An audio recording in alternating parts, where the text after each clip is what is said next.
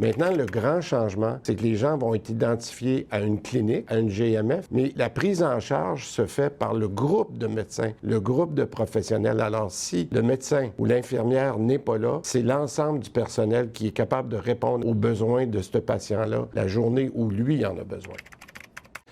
Ce que ça veut dire, c'est que c'est le groupe de professionnels qui s'occupe du patient. Alors, quand on est identifié à une clinique GMF à un endroit, c'est le groupe de médecins, le groupe de professionnels qui s'en occupe, peu importe si un médecin est absent pour des raisons de vacances ou etc. C'est un très, très gros changement et ça devrait être très rassurant pour le patient. Il y aura toujours quelqu'un pour lui.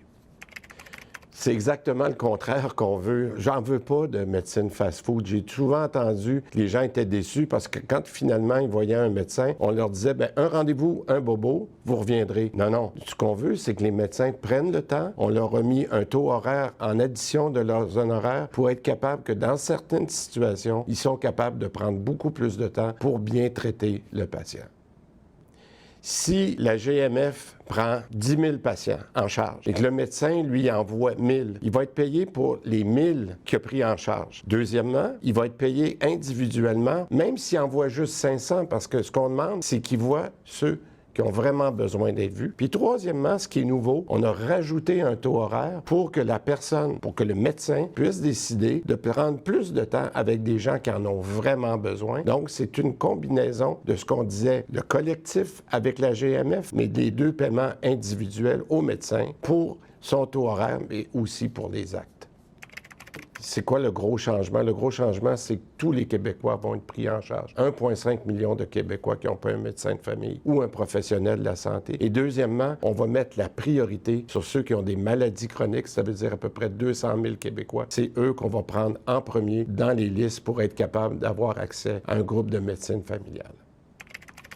Alors, non seulement ça ne désavantage pas les femmes, mais je pense aux jeunes parents. Je pense que le fait d'aller en prise en charge collective, c'est-à-dire qu'une personne qui doit s'absenter pour un congé de maladie, pour un congé de maternité, pour aller s'occuper d'un parent comme proche aidant, c'est toute la clinique qui peut aider. Donc, le fait de travailler ensemble peut permettre justement d'avoir une meilleure conciliation travail-famille. Ce qui est important aussi pour la perspective du patient, c'est de dire que si le médecin doit s'absenter pour peu importe la raison, c'est le groupe de santé familiale qui va être capable de le prendre en charge. Donc, c'est bon pour le médecin, mais c'est bon aussi pour le patient. Ce qu'il faut comprendre, c'est que maintenant, lorsqu'un médecin spécialiste reçoit une demande, si cette demande-là lui vient d'un omni, d'un médecin de famille, il reçoit une prime, alors que de tout autre professionnel, il n'y avait pas de prime. Ça causait un enjeu parce que des fois, on disait, le médecin allait dire, va voir un médecin de famille, tu reviendras me voir après. Ça causait beaucoup d'engorgement. On n'a pas besoin de ça. Avec le projet de loi, c'est de dire, on met fin à cette prime-là pour le moment, on se donne un temps au cours des prochaines semaines pour revoir comment cette prime-là, elle restera toujours dans l'enveloppe des médecins, mais on veut revoir la meilleure façon de la distribuer. Puis cette décision-là de revoir dans les prochaines semaines, on va le faire ensemble, on va s'asseoir pour discuter avec les spécialistes et bien comprendre qu'est-ce qui est mieux pour eux, mais qu'est-ce qui est mieux aussi pour les patients. Non, je veux être très, très clair, là. On ne veut pas jouer à la police. Ce qu'on veut, c'est que les services aux patients soient continués. On veut que les étudiants puissent retourner dans les facultés de médecine pour suivre leurs cours. Et ce qu'on veut surtout, c'est que les patients puissent être bien servis.